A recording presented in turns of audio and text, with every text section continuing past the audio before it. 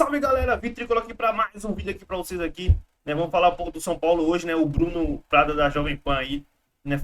Mostrou qual é o momento do São Paulo hoje, né? Teve o Vanderlei Nogueira, o Vampeta aí, também falando sobre o São Paulo aí. Vamos reagir junto com vocês, vou reagir junto com vocês aí e depois a gente analisa no final, valeu? Vamos lá.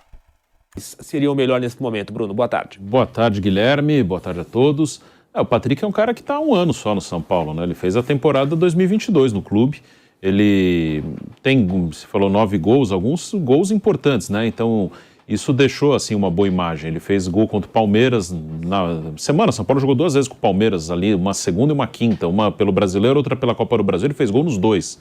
Uma, o São Paulo estava ganhando 1-0 o gol dele, tomou aquela virada com os gols dos zagueiros do Palmeiras, pelo Brasileiro. E pela Copa do Brasil foi 1-0 o gol dele. Depois o São Paulo conseguiu a classificação jogando no Allianz Parque. Ele fez os 2 gols contra o Atlético Goianiense na Sul-Americana, na semifinal. São Paulo perdeu de 3-1 em Goiás, ganhou 2-0 no Morumbi com 2 gols do Patrick, levou para os pênaltis e passou, e foi para a final. Então ele tem alguns gols importantes, ele teve um ano de oscilações, assim, até talvez também pela questão física. Ele teve momentos muito bons, aí teve momentos que ele ficou mais em baixa, mas é um bom jogador. Eu acho que é um bom jogador aqui para o cenário nacional. O São Paulo, já há alguns anos, ele tem um problema que é difícil, que é compensar a expectativa com realidade. O São Paulo é um time grande, um time muito vencedor na história. Todo mundo sabe os títulos que o São Paulo tem aí, Libertadores, Mundial, Brasileiro, enfim. E ele é cobrado por essa história. Só que hoje o São Paulo não é um time que tem condição de fazer o que já fez outro dia. E não adianta ficar esperando que vai cair do céu, assim, de repente o São Paulo vai virar um time com dinheiro, com condição de disputar jogador com o Flamengo, com o Palmeiras, montar um time para brigar de igual para igual. Não vai acontecer.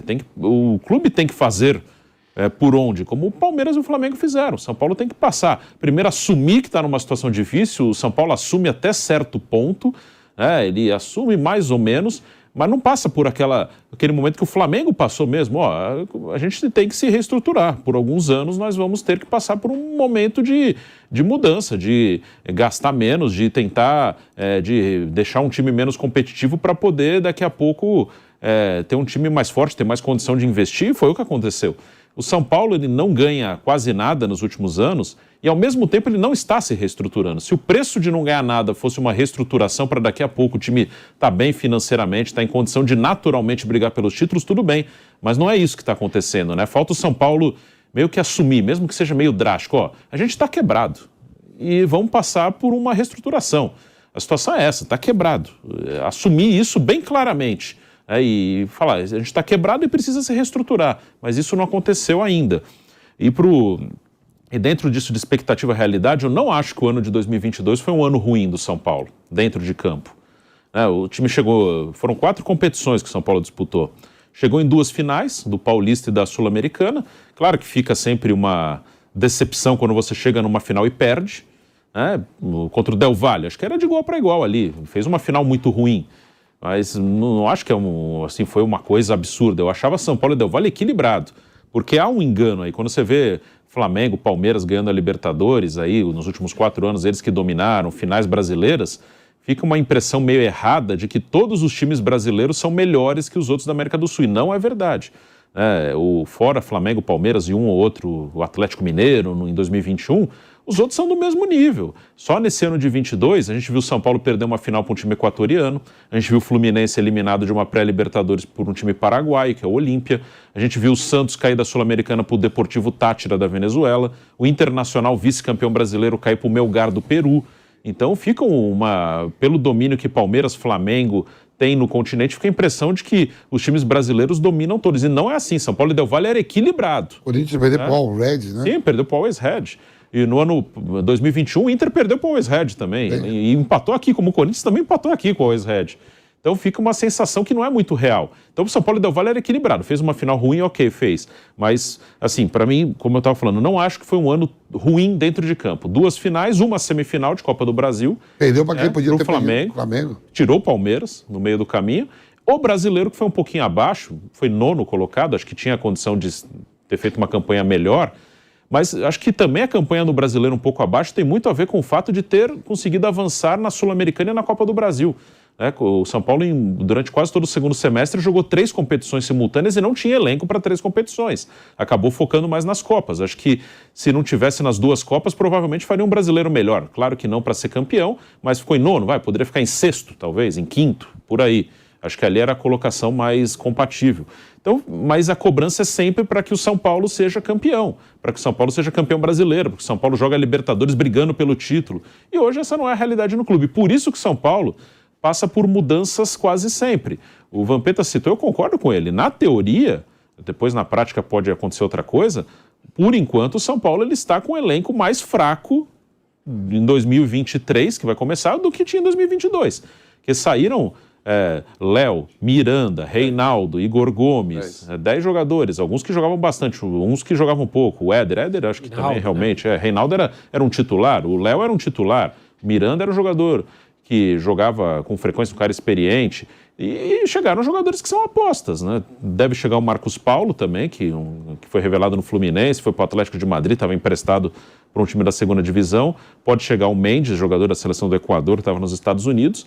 Mas, assim, não tem nenhum reforço que você diga claramente, saiu esse, chegou esse, melhorou. Pode ser que, como o Vampeta falou, o Pedrinho chega e jogue muito, o Wellington Rato chega e jogue muito. Mas, por enquanto, é dúvida. Assim, por enquanto, na teoria, São Paulo vai começar o próximo ano com um elenco mais fraco do que 2022. Mas tudo encaminha. Toda a conversa, ao longo do São Paulo e até fora, era que o São Paulo precisava fazer alguma coisa mais radical, não sei se é a palavra, mas mais profunda, terminando a temporada. Quer dizer, então, esses jogadores todos que estão saindo, alguns não fizeram nenhuma diferença para o São Paulo. Sim. Outros, pelo nome, ou até... Os estrangeiros, então, nem se fala. Nada contra os estrangeiros, mas... Colorado, que está saindo, isso aí não vai mudar nada. Justos. Os caras nem jogou. Então se você parar para pensar, tem 3 ou 4 nomes aí que vocês poderiam... A gente poderia falar. Botou o Orejuela, né? Como é? Orejuela, que também deve ser emprestado de novo. O Lisieiro deve ficar no elenco. E aí vai reduzindo a folha. E contratar, o Bruno acabou de falar, com outras palavras, a mesma coisa. Contratar, não vai querer contratar com a força financeira que tem um estrelado que chega, vamos fechar de novo o Morumbi para apresentar, tá certo? Ei, está todo mundo aqui. Não tem grana para fazer isso. Então, talvez a palavra transparência continua faltando. Alguma coisa mais cristalina junto ao torcedor. É isso que nós podemos fazer. Sim. Vamos tentar. Boa contratação é aquela que dá certo. Numa dessa, o técnico encaixa um sistema que para ele funcione, entre aspas, com humildade, para tentar pontos importantes, e a coisa pode prosperar. É um caminho. Resta aguardar. Uma coisa que eu acho que é um pouco complicada é quando você perde jogador para o exterior, ok, né, tudo bem. O euro vale mais, o dólar vale mais, o cara quer jogar lá fora, ok, tudo certo. Mas o São Paulo, ele está reforçando times daqui. O Léo está indo para o Vasco. O Léo é bom zagueiro, é bom jogador. É que fica, como o cara está há muito tempo no clube e o clube não ganha, fica uma certa relação de desgaste. Não aguento mais ver esse cara aí. Ou ele também não aguenta mais. Esse cara está jogando aí, meu time não ganha, acaba ligando uma coisa a outra. Mas o Léo é bom jogador. O São Paulo vai dar um bom zagueiro para o Vasco.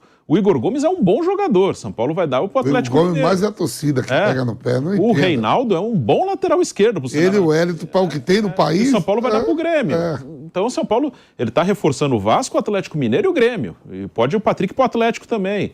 Então, quando você perde para fora, ok, estou perdendo, o meu dinheiro vale menos que o dinheiro dos caras, o jogador quer jogar numa Champions League, quer jogar um campeonato inglês, sei lá. Mas você está perdendo para o mercado nacional. Você está reforçando adversários aí do seu campeonato. Assim, eu, por exemplo, assim, o Patrick, né? Pelo valor que foi, eu não liberaria. Ele teve contusões. Com o Rogério Ceni, com o Muricy lá, chamar o cara e começar, velho, você foi caro, teve lesões, mas esse ano vamos começar do zero. O próprio Nicão? Não, é o Nicão que eu tô falando. O Nicão. Não, até o próprio Patrick mesmo, se teve rusga mesmo, não sei o quê. Mas como assim, professor? Porque... Eu vou te falar, tá ficando mais fraco. Pode ser que o Pedrinho pegue a bola, drible 10, o Wellington Rato faça 10 gols, mas por enquanto é interrogação, é aposta. O Nicão, você paga um time que tem um problema financeiro, paga uma fortuna no cara e um ano depois você empresta para outro, é até meio irresponsável. Só para pagar o salário, mas vai continuar pagando. É irresponsável e pode colocar assim, não funcionou a gestão. O que eu acho é que isso que você falou, Vamp, deve ter acontecido. A gente está, todos nós, né, estamos vendo de longe. Né? Quer dizer, eu imagino que em cima dessa, pagamos uma grana, vamos ver se a gente resolve o problema, o cara continua aqui. Imagino que o Rogério e o Muricy, que você citaram. O Nicão, eu tô falando principalmente o Nicão, que é cara. Não, tá bom, diretoria. com ele. Alguma coisa os caras conversaram. Não deve ter sido por WhatsApp. Nicão, você vai para o espaço. Eles devem ter feito. E eu acho que a coisa não rodou. Se chegou nesse ponto dos caras saírem, é melhor sair do que ficar com. Se não tem acordo, do cara ficar lá mal-humorado, sem disposição, sem disposição de participar mesmo da campanha. Eu acho que é melhor ter logo. Sabe? É melhor para as duas partes. Se não. Então é isso, rapaziada. Eu também fico com a opinião do Vanderlei. Se for para fazer a reformulação, faz logo agora. Né, enxuga a folha e vamos ver próximo ano, né? Pode ser que seja um bom ano, né? Mas o São Paulo, ele tem que fazer isso para daqui a 3, 4 anos o São Paulo voltar a ganhar título. Tem que enxugar a folha e pagar a dívida, senão o São Paulo vai ficar aí, vai ficar aí. Já pensou? Deus o livre, o São Paulo cai para a Série B com essa dívida que tem hoje. Olha o tempo que o Vasco passou. Tô dando exemplo aqui, o Vasco é um time gigantesco. Olha o tempo que o Vasco passou. Por quê? Por causa de dívida. Então, vamos torcer que o São Paulo faça um grande 2023 aí. Tá chegando reforço. Eu acho que o São Paulo pode fazer um bom ano. Depende dos jogadores, né? E depende do Rogério Ceni também, né? Sem ficar inventando, né? E mostrar o seu trabalho, né? Que ele entende de futebol. Agora, quando ele começa a inventar, aí infelizmente não vai pra frente. Eu acho que esse é o vídeo de hoje, mais ou menos. Né? O Bruno mostrou qual é a real situação do São Paulo. O Bruno é São Paulino, galera. Então, ele entende bem do que tá falando também, além de ser um grande comentarista. Se inscreve no canal, deixa o like no vídeo aí, comenta pra vocês aí, né? Qualquer informação do São Paulo aí, a gente vem com o vídeo reagindo aí, valeu? É nóis, vamos São Paulo! Todos os créditos pra Jovem Pan Esportes aí, link na descrição, é nóis!